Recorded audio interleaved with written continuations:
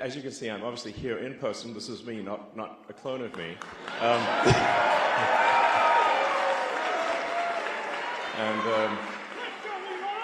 And the reason I'm here in person is because Pennsylvania is so important to the future of the world. So,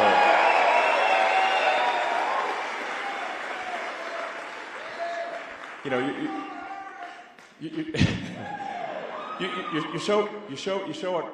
you show what matters by your actions, not your words. And my actions are: I'm here, I'm in Pennsylvania, and I'm here for a very important reason. Which is.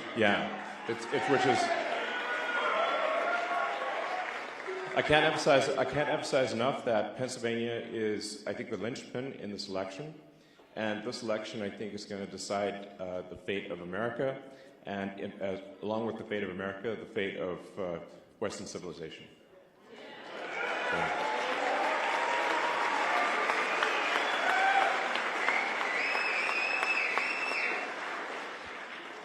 And I think the things we all want are simple, sensible. I think common sense things.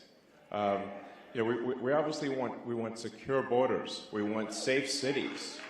You know, sensible spending, so that we don't have crazy inflation. We want freedom of speech. We want the Constitution to be upheld. And you know what? I'm being told at times that these are like right-wing values. I'm like, are you insane? This is literally the fundamental values that made America what it is today.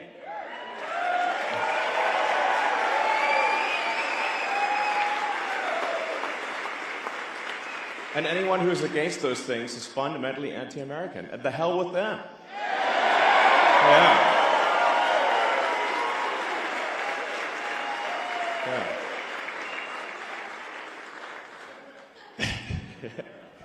I see I'm getting a lot of agreement from everyone in this room. So, yeah. So, and you know, I actually lived in Pennsylvania for 3 years, by the way. I'm no stranger to the state. I lived in the city for 3 years. I went to school here. So, you know, so I know the state. I'm not some, you know, just arrived situation. You know, I've been here, spent 3 years of my life here. So, it's a great state. Love it, you know, and, yeah, yeah, it was awesome. But you know, the thing is, like, I was talking to friends of mine who, like when I went to Penn, it was very dangerous at the time, but everyone thought it would get better would get better as the years went on. You know, one of the issues was like students would get killed from time to time, and that's pretty bad, obviously. And I was talking to someone who recently graduated from Penn. They said, actually, it's worse. And I'm like, it's worse? What the hell is going on? You know? It's like, yeah. Well, yeah, I mean, the reality is that if someone is a violent criminal, you know, where they either are unable to control their violence or they like it, if you do not incarcerate them, they will hurt people. That's what it comes down to.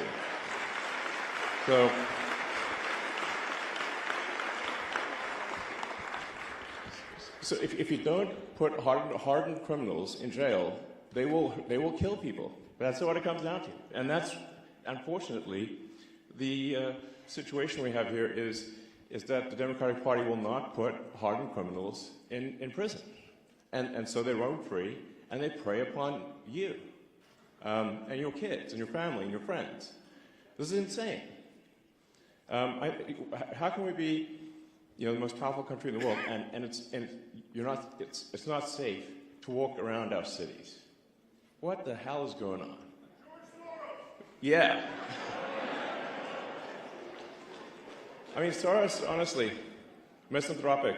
You know, he's for someone who has, you know, sort of claims to be doing good, but actually he is not. You know, he is tearing down the fabric of society. So terrible.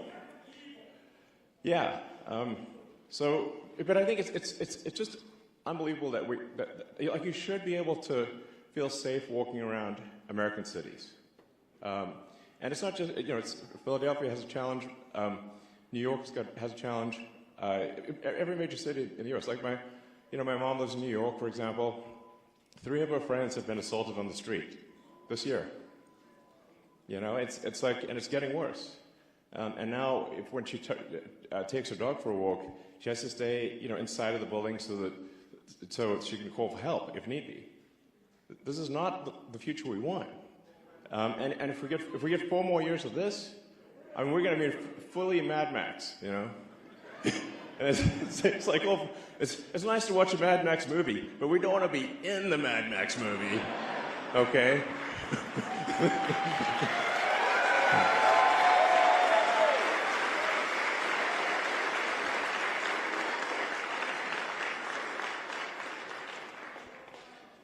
So yeah, and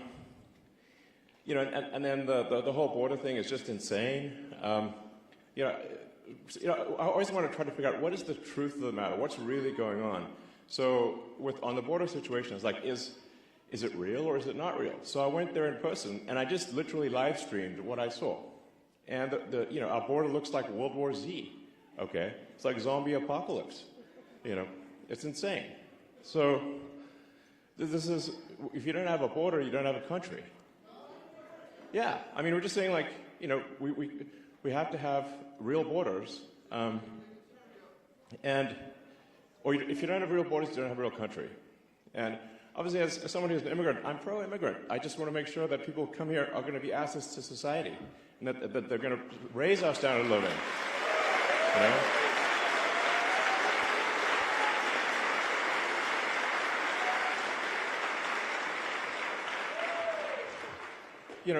I think the sort of sports team analogy is a good one. So, like, let's say you're a pro sports team, you want to win the championship, then, well, you want aces on your team, obviously, because they help the whole team win. So the same is true for immigration. If we have this sort of equivalent of, like, Kobe Bryant or Steph Curry or LeBron or something like that, if they want to join the team, like, absolutely, of course. Do you like winning? Yeah, okay. But if they can't play basketball, they shouldn't be joining. So that's real important. And and then something that doesn't get a lot of attention is the fact that the federal government is spending America into bankruptcy. Which is crazy. It's sort of, and that's really what leads to inflation. Is that when the government spends more than it brings in, that's what causes inflation. Yeah, so it's just a pernicious tax. So there has to be we have to radically reduce the amount of government spending so that we don't rack up a debt that is impossible to repay and drive the country to bankruptcy.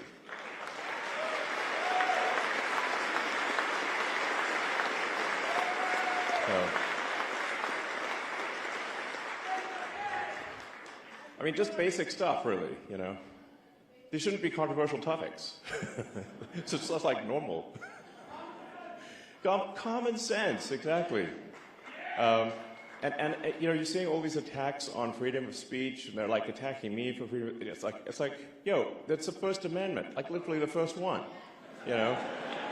Tells me it's a high priority.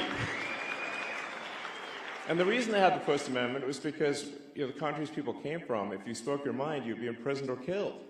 That's why you have it. That's really important. And then the right to bear arms is also really important. That's there to protect,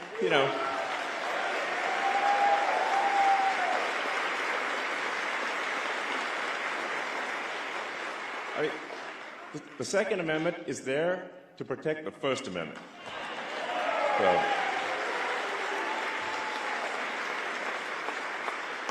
as soon as the government can disarm the people, they can do anything they want. And we've seen this in one country after another. They take the guns away from the people, then they do fake elections, and then the people try to protest and they just get shot. That's what happened in Venezuela recently. They had a fake election. Maduro lost, massively lost, 70% loss. And he's like, oh no, I won. And and everyone's like, oh, you didn't win. There were big protests in the street. But the thing is that Chavez, when he came to power, took away everyone's guns.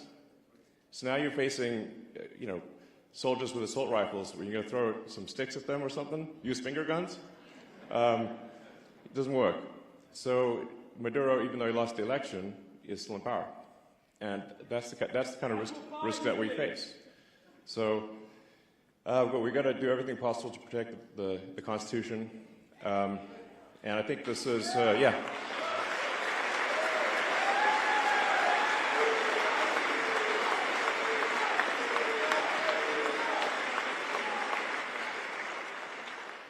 So, for all those reasons, that's why, after thinking about it hard, it was very clear to me that Donald Trump has to win this election. It really does.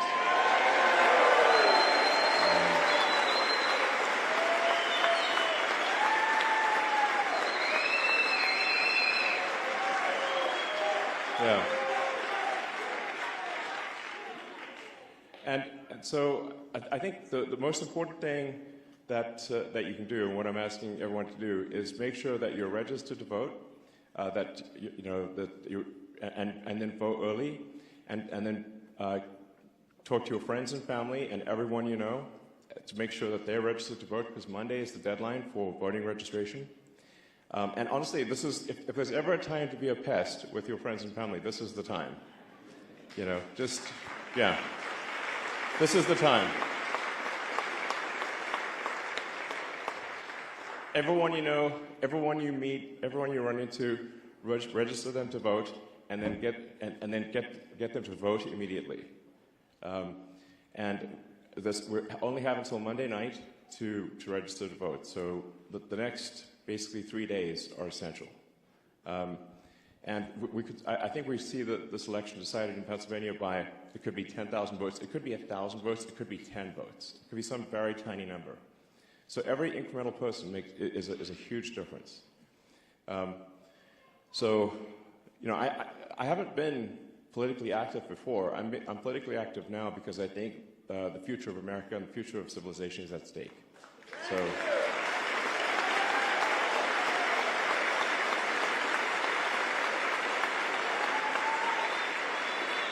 Yeah.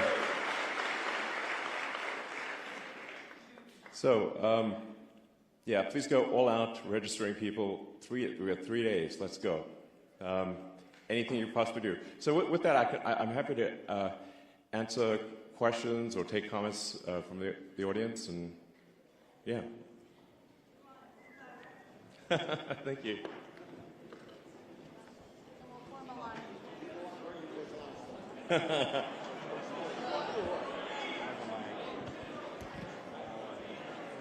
We'll do one question per person, okay? Yeah, I have the mic. Good. Where's the line? All right. Here. Elon, first of all, welcome to Ridley Township. Thank you. Delaware County, and welcome to Ridley School District and our beautiful high school. Yeah. Because you made this your first stop, we'd love to make you an honorary Ridley Raider. Thank you. I'd like to give you this shirt, football jersey. Sports is big in Ridley, big in Delaware County. This is Musk's 67 counties in Pennsylvania. We got to turn every one of them red. Great. Sounds good. Thank you. Thank you very much.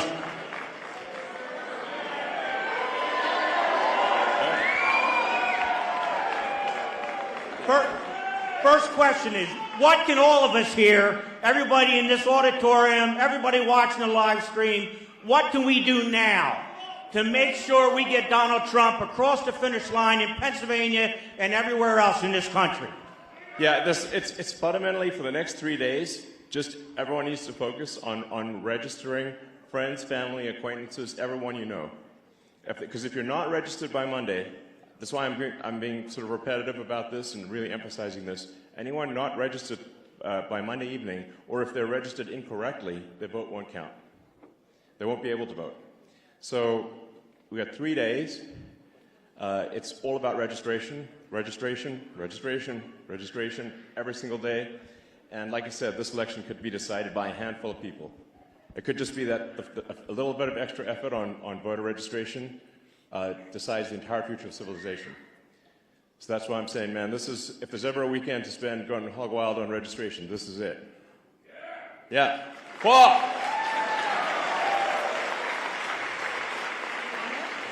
Hi, Elon. Thank you so much for being here. It means so much, and I think it's really in line with your character as I've come to know you from listening to you speak in interviews.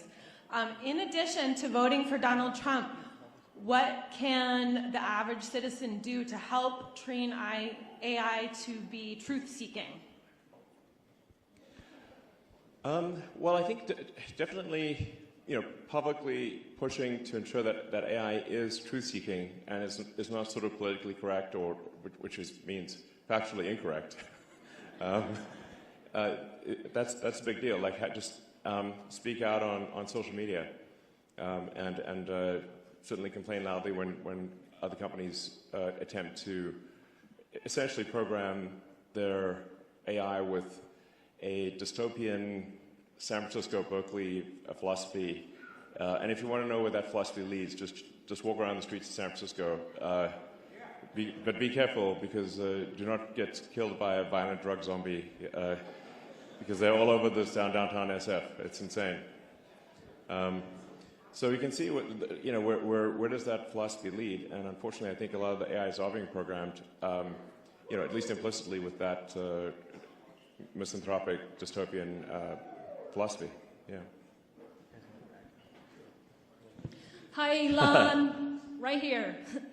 On your right. Sorry, I saw with the lights in my eyes and stuff, it's hard to see, so. Yeah.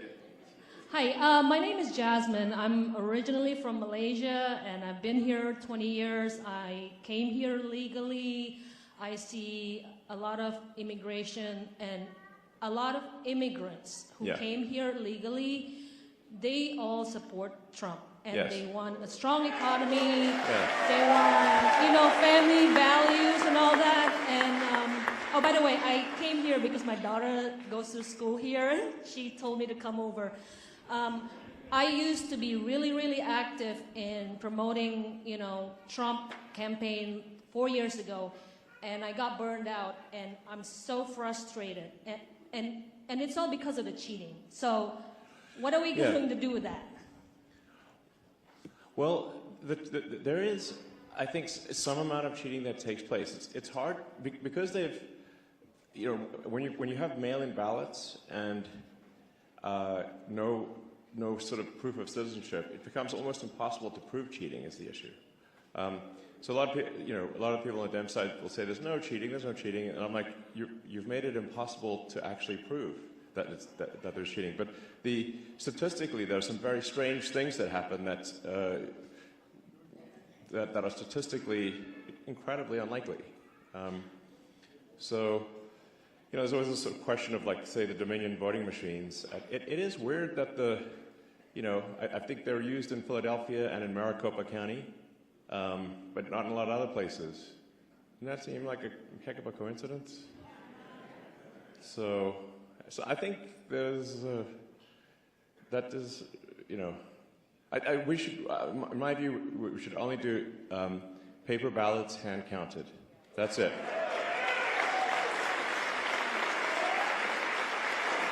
I mean,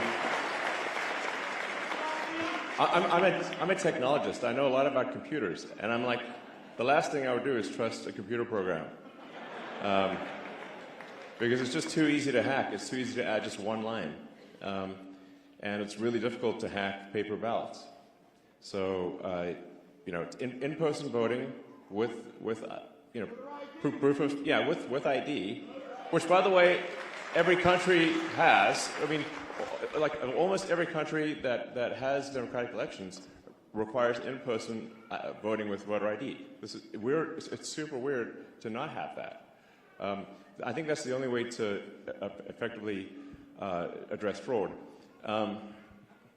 Given that we are today, I think we just need a very big margin of victory.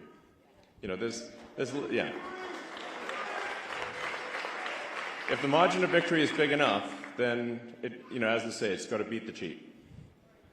Yeah. So that's it. Elon, first off, you're my hero, and I love your sneakers. Thank you. So if you do choose to be the head of the Department of Government Efficiency? Yeah, those. Yep. What do you think about we stop giving money to other countries such as Israel, Ukraine, and we stop funding forever wars that most likely is going to the deep state anyway? Yeah. Well, I think in general the amount of waste that happens with the federal government is really staggering. It's a staggering amount of waste of taxpayer money. And if we're, for any given expenditure, we have to say, well, what does this do for the citizens of America? Like, how is this good for the people of America? It's their money. Like, for some weird reason, a lot of people in the sort of, state or whatever, the politicians, they seem to forget that the money being spent is your money.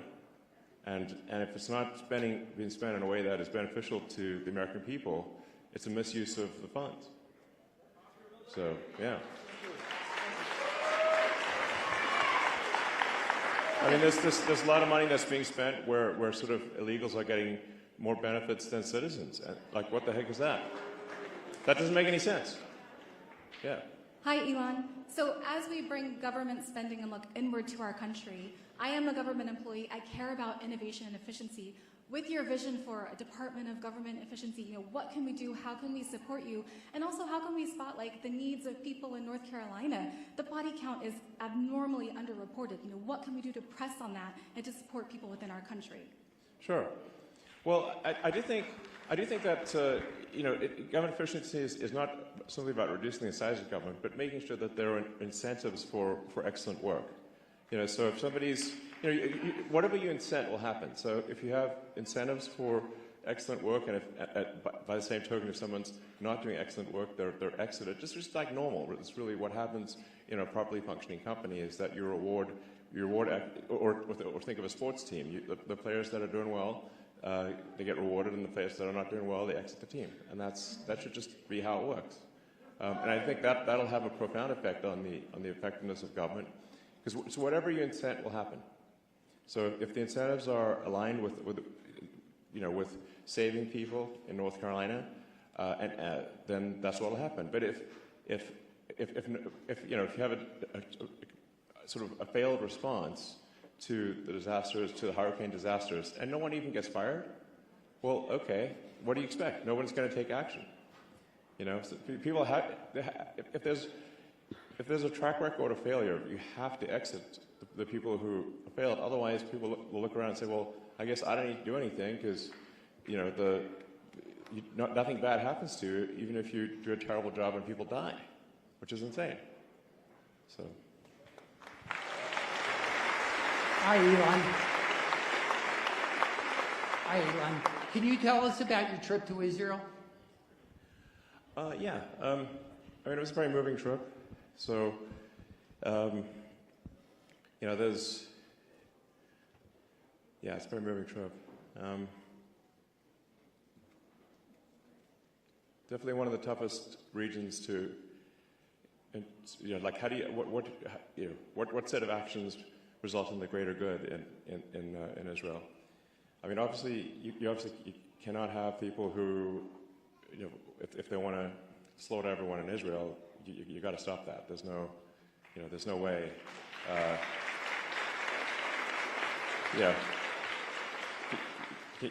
Those people either need to be killed or incarcerated, or they will simply try to kill more Israelis. This is what it amounts to, obviously. And they want to kill Americans too, by the way. Generally, Israel is referred to as the little Satan in America. We are the big Satan. That's what the Ayatollah calls us. So, so I think, I think a lot of what's happening there is people are being taught to hate, in Gaza from when they're children. They're taught to hate, and that's really the thing that needs to stop for there to be, long-term peace. Hopefully, is that you just cannot have the kids be taught to hate from the moment they can talk. That's fundamental. So, yeah.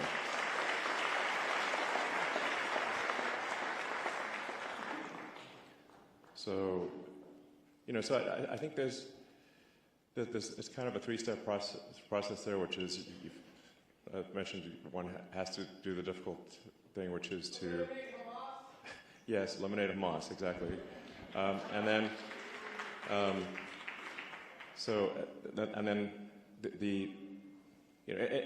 I think also going forward, anyone who's teaching hatred in Gaza or elsewhere, they need to stop doing that. That can't be acceptable. We have to stop, kids being taught to hate America in America.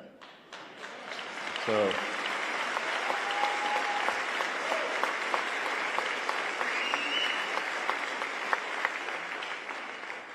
And then the third thing that's also very important is that there has to be economic prosperity in Gaza. So this is very difficult. It's like, how do you sort of, after terrible things have been done, you then have to sort of, you have to bring prosperity to Gaza, and that's the thing that will ensure, provided kids are not taught to hate and there's long-term prosperity, I think there will be peace in Gaza. And we see an example of that after World War II, where with Germany and Japan, they were defeated. They obviously did terrible things, but changed the education system. And unlike World War I, we helped rebuild Japan and Germany. The Marshall Plan. Instead of exacting vengeance, America insisted, we're going to help rebuild Germany. We're going to help rebuild Japan. And now they're our allies. And there's been no war ever since.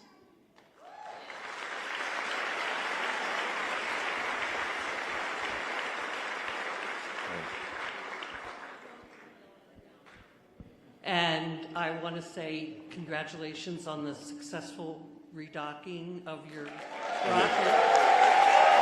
Big deal.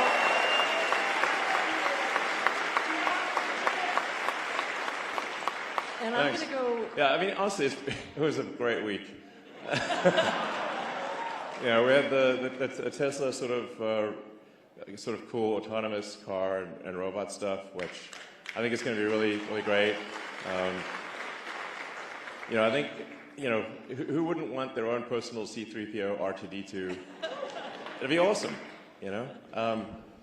So I think that we're going to build some awesome helper robots and autonomous cars, and then this is a good day. Fate is smiling upon us here.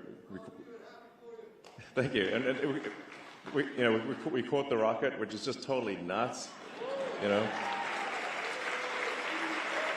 We see that rocket booster. It's the largest, heaviest flying object ever made, and it just got caught by Mechazilla arms. Kind of like Karate Kid, but bigger. Catch on the fly with the chopsticks. My question is: do you think there is a shadow government behind the Biden-Harris administration? I mean, well, let me put it this way: it's not Biden. We know that for a fact. Okay. The dude just barely got 2 functional neurons, so it's like, and he just seems to be at the beach a lot, and he's obviously not in charge. So I mean, when the polls started going low on Biden, he was saying, "Oh, he's staying in the race," but then I guess the real powers that be told him he's not. It's so who is it that's behind him? We know Obama, okay, but Obama. I mean, I'm just as curious as you are. It is. As far as I can determine, there isn't any one sort of puppet master. It's more like there's 1,000 or I don't know, a lot. But I mean, I'd like to talk to them to understand more about. Listen, what are your goals, puppet masters? I'm just curious. I mean, maybe I agree with some of them. It's possible. But it's just obvious that Biden's not in charge. It's obvious that Kamala's not in charge. I mean, they just replaced the Biden puppet with the Kamala puppet, very obviously. And it's, you can tell, like, if the teleprompter stops working, then the puppet breaks. And it's like, oh. the puppet just starts looping because the teleprompter broke. I don't have a teleprompter. I can just talk like a normal human. So I mean, I think it's not, from what I can tell, it's not one puppet master, it's many, but, interesting to see the crossover between the Epstein client list and Kamala's puppet masters. I bet there's a lot of names that appear in both lists. Oh, sorry. Yeah, Diddy too. Can you hold it up a little higher so I don't have to bend? Diddy did it. Elon, my name is Gregory Stenstrom. I'm from here, Delaware County. There's two people who know me. In my hands, you asked earlier you'd like to go to a hand count. We have 3 federal suits right now.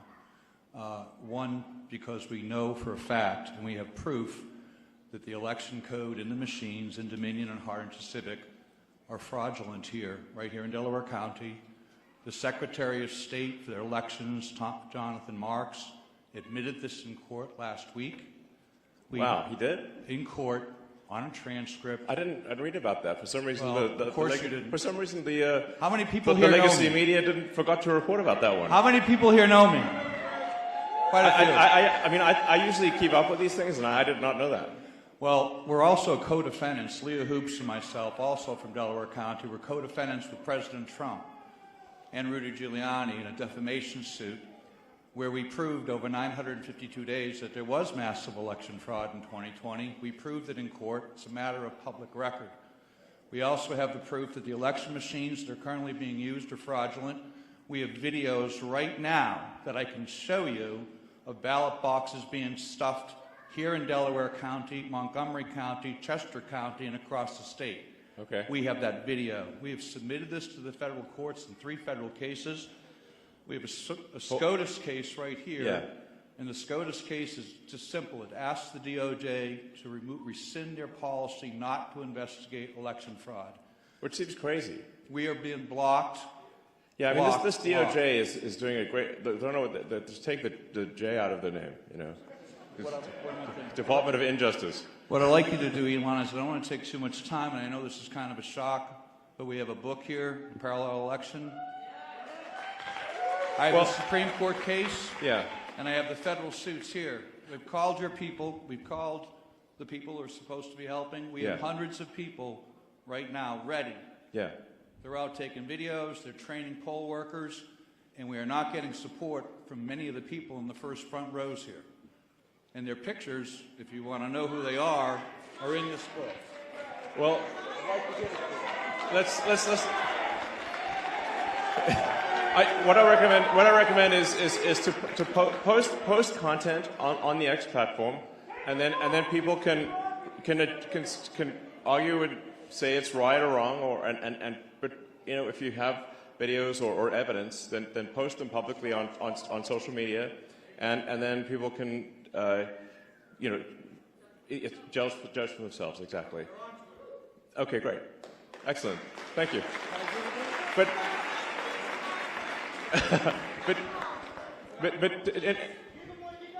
anyway, let's not get contentious. This is I think, you know, teamwork makes the dream work here, whatever the situation, I don't want to dissuade anyone from voting. It's very important to vote.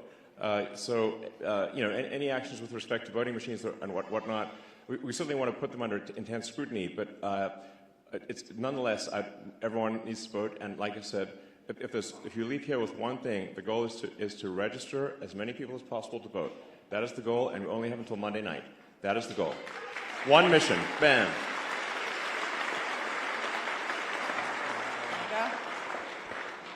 Hi, Elon. Thank you for being here. First, I want to thank you as somebody with a spinal cord injury for being innovative, because not many people are. I won't take up the time, but 18,000 people a year are injured. So thank you.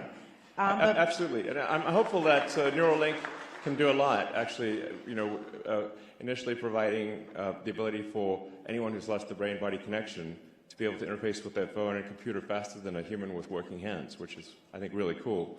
But down the road, I think it'll be possible to restore a whole body functionality. If you have a Neuralink in the motor cortex that then shunts past where the neurons are damaged in the spine, I'm confident that long term you can actually restore people's ability to walk and use their hands.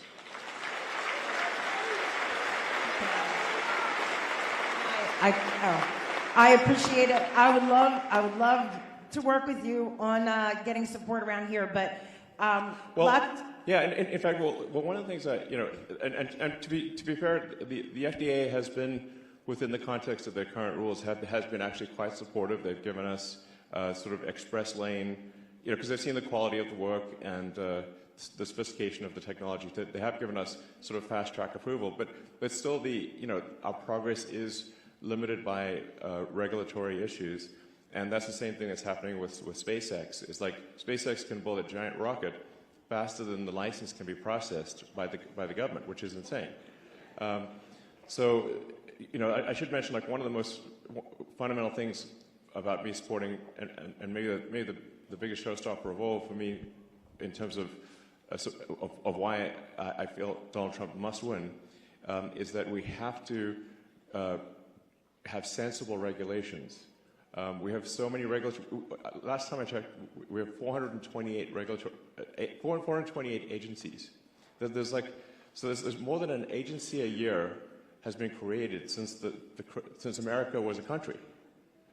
Like, we've got almost twice as many agencies as years that America has been a country, which means an agency has been created. There's like sometimes two new agencies per year created, which is just madness. So America is being smothered by overregulation. It's like I call it slow strangulation by overregulation. That's the, yeah.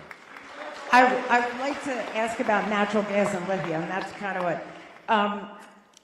Pennsylvania is rich of natural resources and fracking gas and lithium, which could benefit not only our state, but our entire country. However, many residents, and I have to be honest, along 350 miles of Pennsylvania, had real challenges like eminent domain and the destruction of water sources, such as what happened with the Mariner East pipeline. How can we ensure that while utilizing these resources, we work closely with local governments and residents without the federal government overreaching and forcing land from homeowners? Effective communication with citizens and their involvement in these decisions is crucial. What role do you see for technology or private industry in making sure that this process is transparent and fair? Because believe you me, lots of people were forced with eminent domain and aquifers poisoned all across Pennsylvania, including our veterans. And this has been a real problem since 2016. So we want to support our workers and use our gas, but we need to be careful of what we're taking from people who've lived here, families for centuries. Certainly. I believe in sensible regulation. So, what I see happening is that there are all sorts of, there's a mountain of rules that actually don't benefit people, and then there's missing rules that do benefit people. So it's this bizarre Kafkaesque nightmare of regulations where ultimately the good of the people is not served. And we get regulatory delays for things that are fake. Meanwhile, bad things are allowed to happen simply because someone filled out the paperwork and gamed the system. So that's what I mean. It's when I say the Department of Government Efficiency, I mean addressing addressing any issue which is not in the interest of the people, and we do need to at times fight against what large corporations are pushing for, because some of them are very short term. And some large corporations do bad things. Corporations are like people. Like, some people are good people. Some corporations are good, some are sort of middling, and sometimes some corporations are bad. And it's just like people, It's the way to think of corporations. So we've got to stop the corporations that want to do bad things, make sure they're doing things that are in the interest of the people. And then corporations that want to do good things, they shouldn't be slowed down by smothering regulation.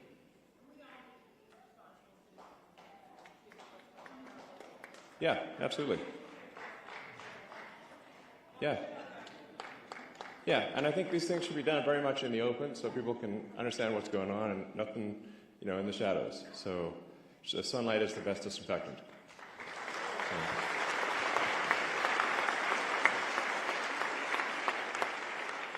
Hey, Elon, how are you? I'm Rob. These are two tough acts to follow here, but my question's a little more simple. What are some of the first courses of action you plan to take as the head of government efficiency if Trump gets elected, and do you have any areas of concern in particular? Yeah, well, that's a good question. I definitely, the focus right now is making sure that Trump wins the election. Otherwise, it doesn't matter. And I think if Trump loses, we're going to see, our cities are going to get less safe. The border's obviously going to be wide open. We're going to see government spending go ballistic. It's inflation go nuts. It's going to be just bad on every level. And fundamentally, if the current trend of strangulation by overregulation is not turned around, we'll never get to Mars. It just will be illegal. And there will be a one-planet civilization. There won't be a space-faring civilization, and Starfleet will never be real. And we want Starfleet to be real. Yeah.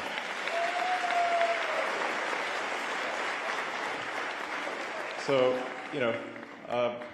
now I've had quite a bit of interaction with the government, because SpaceX is the biggest NASA contractor, actually. Does a lot of work for NASA.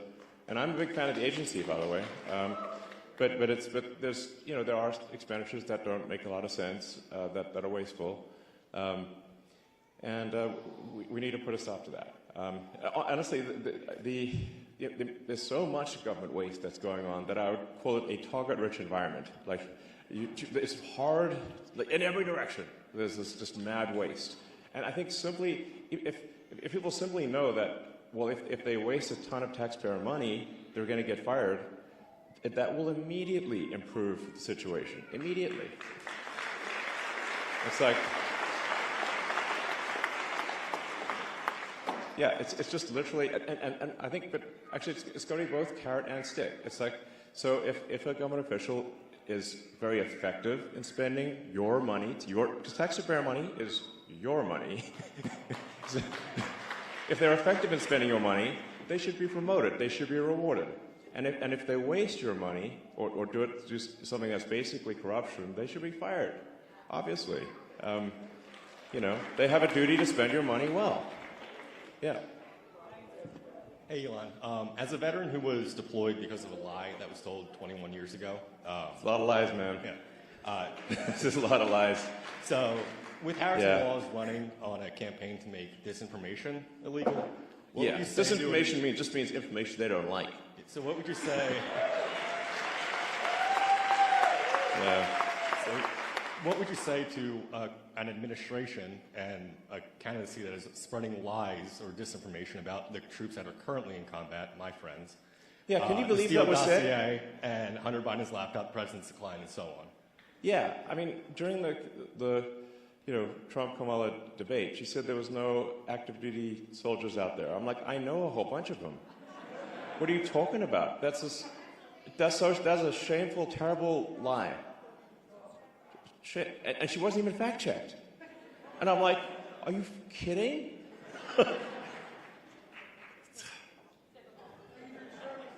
I mean, yeah, thank you.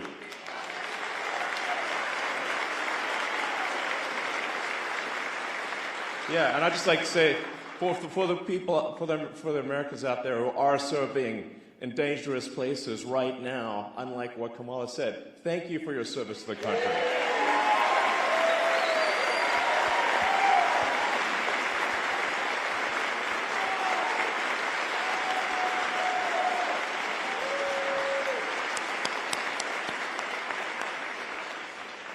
Elon, thank you for stepping up to help America when you don't have to. Like, you could be on an island right now. Yeah. Yeah. I could be,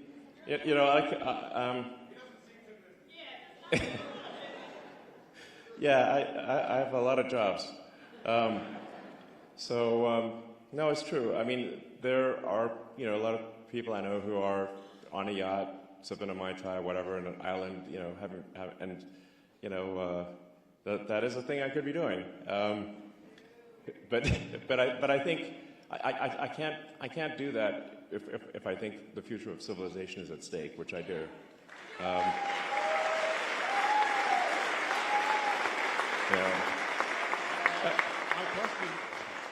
My question for you, I guess.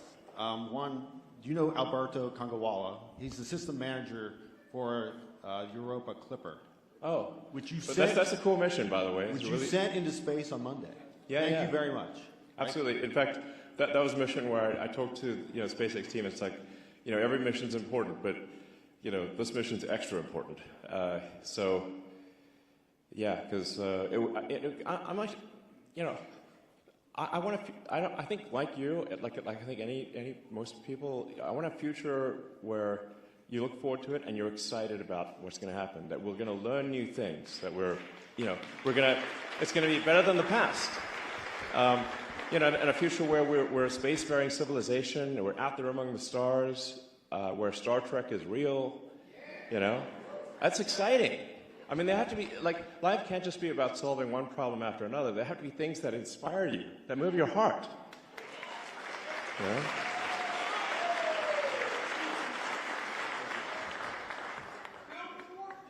Hi, Elon. Yeah, that's a hard one to build, but at some point we should build a warp drive. But even without the warp drive, the Starship, the rocket made by SpaceX, is capable of building a city on Mars and a city on the Moon. That's what it's designed to do.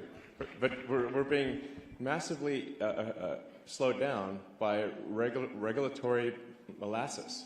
I'll tell you a crazy thing. We got fined $140,000 by the EPA for dumping fresh water on the ground, drinking water. It's crazy. I've seen an example of just how crazy it is. And we're like, well, we're using water to cool the launch pad during launch. We're going to cool the launch pads so it doesn't overheat. And in an excess of caution, we actually brought in drinking water, so clean, super clean water. And the FAA said, no, you have to pay a $140,000 fine. And we're like, but we lived, Starbase is in a tropical thunderstorm area. Sky water falls all the time. That is the same as the water that we used. It's lots of sky water. So, and it's like, we didn't actually, there's no harm to anything. And they said, yeah, we didn't have a permit. We're like, you need a permit for fresh water? Are you, what? Yeah, it's just totally crazy stuff like that. And then they said, if we don't pay the fine, they're not going to process any of our future applications. So they're like, this is the kind of crazy stuff we're dealing with. Yeah. So.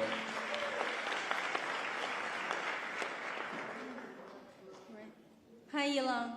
My name is Sarah. I'm from Philadelphia. I have a whole team here. First of all, I'm really excited about your recapping of this rockets and your Hyperloop program. We actually, at this critical moment, have a proposal to turn the blue states red quickly. I would like to sincerely to accept our protocol. The proposal. We want to have some further discussion with you, and really thank you for putting everything you have, risking everything you have to support President Trump to take our country back. Well, thank you. Sure. Thanks.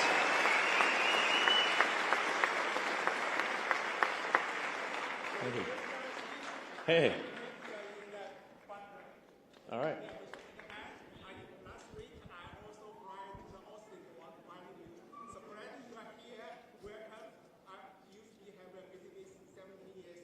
Great. All right, sounds good. All right. So, yeah. Well, I'll take a few more questions and then wrap it up. Yeah, so go ahead. Elon, hi, my name's Kevin, and I grew up right in Springfield, close by, and I want to thank you for all you've given up. You were the media darling, and you've sacrificed everything for freedom right now, and I want to thank you for my family and everything. Yeah. I also want to thank you. I want to thank you for all the lives that have been saved with your full self-driving, and all the future lives will be saved with that. That is one of the bravest things you've pulled off. So thank you. I use that every day. You're most welcome. Yeah, I think it will save many lives and many serious injuries, and also give people their time back, so they can, they can just be in their car and do whatever they want and watch, movies or whatever they want to do. It'll be great. I absolutely agree. My question for you is, and this is a very confusing thing in Pennsylvania, do you think that we should, as a voter, vote in person, wait until voting day to vote in person, or do a mail-in ballot right now? I think you should you should vote immediately right now. Yes. Can you explain real quick why? Should you have a pen? I don't know if does somebody have a pen or something?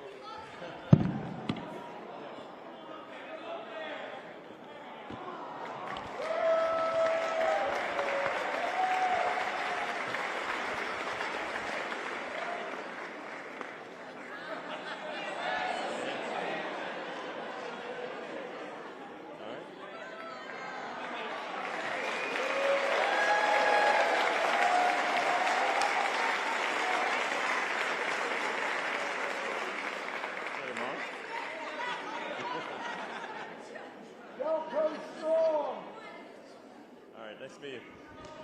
All right. Yeah, so where were we?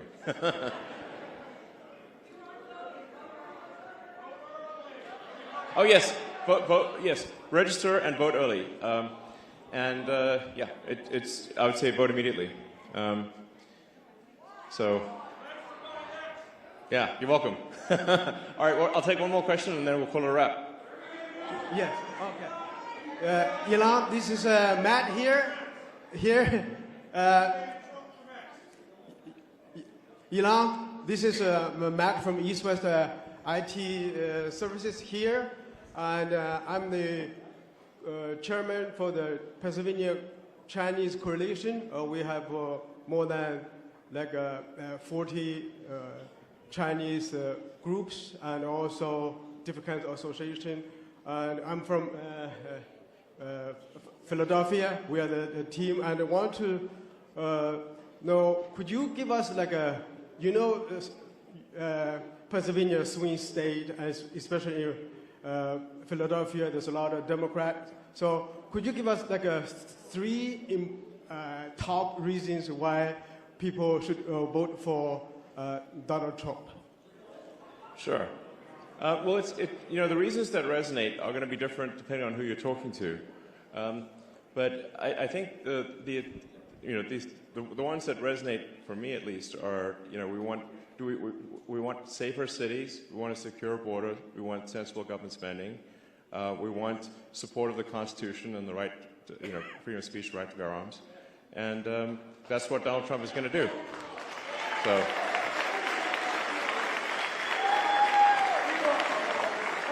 And the other thing I think is maybe a concern is that I think if there's 4 more years of sort of the sort of puppet regime, they're actually going to legalize so many illegals in the swing states that there won't be swing states anymore, and this will be the last election in that case, and will be a permanent one-party state like California.